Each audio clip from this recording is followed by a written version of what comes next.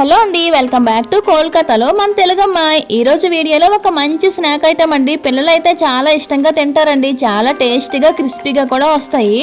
అదే అండి కాజు బిస్కెట్స్. ఇంకా వీటిని మూన్ బిస్కెట్స్, చందమామ బిస్కెట్స్ ఇలా ఎవరికి నచ్చినట్లు వాళ్ళు పిలుస్తుంటారు కదా. మీరు కూడా ఇంట్లో ఈజీగా చేసుకోండి. దీనికోసం ఫస్ట్ 1 కప్ మైదా పిండిని తీసుకొని మైదా ప్లేస్ లో గోధుమ పిండి కూడా యూజ్ చేసుకోవచ్చు.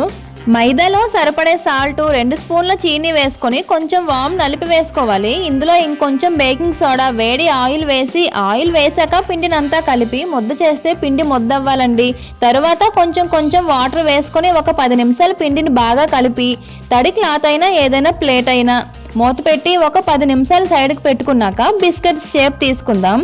10 నిమిషాలు పిండి సైడ్కి పెడితే పిండి అంతా బాగా నానుతుంది కాబట్టి బిస్కెట్స్ కూడా మంచి క్రిస్పీగా వస్తాయండి.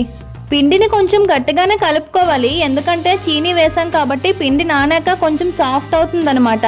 అందుకనే ఎంత వీలైతే అంత గట్టిగా కలుపుకోవాలండి. ఇలా పిండి కలుపుకున్నాక కనీసం 10 నిమిషాలు అయినా పక్కన పెట్టుకోవాలి. ఇలా 10 నిమిషాలు నానబెట్టిన పిండిని మళ్ళీ తిరిగి మూత తీసి ఒక 2 నిమిషాల పాటు బాగా కలుపుకొని ఇప్పుడు ఈ పిండి ముద్దని ఒక కింద పొడి పిండిని చల్లుకుంటూ చపాతీలా పాముకోవాలి. మరి పలచగా కాకుండా కొంచెం మందంగానే పాముకోవాలి. ఇలా పాముకున్నాక ఏదైనా బాటిల్ కప్ అయినా సిరప్ కప్ అయినా తీసుకొని కొంచెం షార్ప్గా ఉండే క్యాప్ తీసుకోవాలండి. నేనైతే సిరప్ కప్ను అయితే తీసుకొని ఈ మూతతో నేనైతే కాజు బిస్కెట్ షేప్ తీసుకున్నాను. జస్ట్ కొద్దిగా ప్రెస్ చేసి కిందకి లాగితే కాజు బిస్కెట్ షేప్ అనేవి వస్తాయండి. చూసారా, షేప్ అనేది ఇలా కాజు బిస్కెట్ షేప్లో రావాలన్నమాట.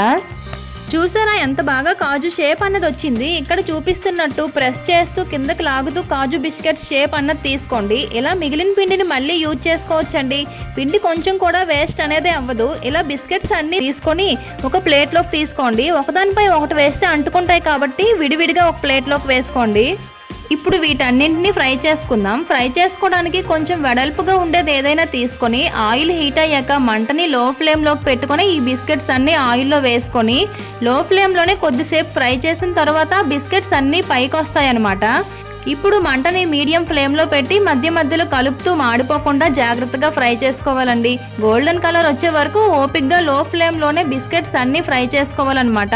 లేదంటే పైన కలర్ వచ్చేస్తాయి కానీ లోపల మాత్రం వేగకుండా లోపల మెత్తగా ఉండిపోయి క్రిస్పీగా రావన్నమాట. అందుకని ఓపిక్గా లో ఫ్లేమ్లోనే ఫ్రై చేసుకోవాలి. ఇలా నిదానంగా క్రిస్పీగా అయ్యే వరకు ఫ్రై చేసుకున్న తర్వాత చూసారా ఎంత బాగా వచ్చాయి కదా, చాలా క్రిస్పీగా వచ్చాయండి. ఇలా గోల్డెన్ కలర్లోకి వచ్చే వరకు ఫ్రై చేసుకొని ఇవన్నీ ఒక సైడ్కి తీసుకొని ఒక ప్లేట్లోకి వేసుకుందాం. నెక్స్ట్ మిగిలినవన్నీ ఇలా సేమ్ కలర్ వచ్చే వరకు ఫ్రై చేసుకొని ఒక ప్లేట్లోకి వేసుకుందాం. ఇలా అన్ని బిస్కెట్స్ ఫ్రై చేసుకున్నాక ఈవినింగ్ టైంలో స్నాక్స్ ఏమీ లేనప్పుడు అప్పటికప్పుడు ఇలా బిస్కెట్స్ చేసుకొని పిల్లలకి ఇచ్చారంటే చాలా ఇష్టంగా తింటారండి. పిల్లలే కాదండి, పెద్దవాళ్ళు కూడా వీటిని బాగా లైక్ చేస్తారండి. కాకపోతే ఇవి ఫ్రై చేసేటప్పుడే కొంచెం టైం అయితే పడుతుందండి. ఎందుకంటే లో ఫ్లేమ్లోనే ఫ్రై చేసుకోవాలి కాబట్టి కొంచెం టైం పడుతుంది. టేస్ట్ కూడా అలానే ఉంటుందిలేండి. నేనైతే ఇలా మిగిలినవన్నీ ఫ్రై చేసుకుంటున్నాను. ఈ బిస్కెట్స్ అయితే 1 మంత్ వరకు స్టోర్ చేసుకోవచ్చండి. ఒక్కసారి చేసి పెట్టుకుంటే చాలా రోజుల వరకు వచ్చేస్తాయి అనుకోండి. మీరు కూడా ఇంట్లో ఒకసారి ట్రై చేయండి. ఎలా వచ్చాయో నాకు కూడా కామెంట్ చేయండి. నాకైతే చాలా బాగా వచ్చాయండి. మంచి క్రిస్పీగా చాలా టేస్టీగా అయితే వచ్చాయి.